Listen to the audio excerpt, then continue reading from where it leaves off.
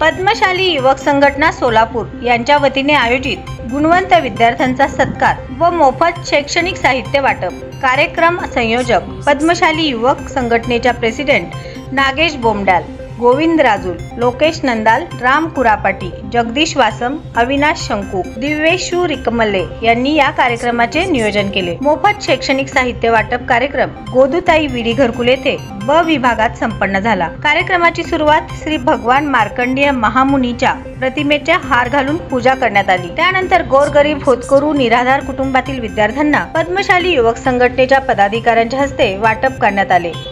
या कार्यक्रमात 290 विद्यार्थी नाव नोंदवून सहभागी झाले होते। या कार्यक्रमात पद्मशाली युवक संघटनेच्या प्रेसिडेंट नागेश बोमडाल, अध्यक्ष शेखर कटकम, सचिव विजय निली, खजिनदार अविनाश शंकू, उपाध्यक्ष गोविंद राजूल, श्याम आडम, अनिल गाजेगी, अंबादास कुडक्याल, पवन गुंडेटी, शुभम एक्कलदेवी सह आदित्य बोमडाल, अमर बोद्दुल आदींनी कार्यक्रम यशस्वी करण्यासाठी परिश्रम घेतले। आभार प्रदर्शन नागेश बोमडाल यांनी केले।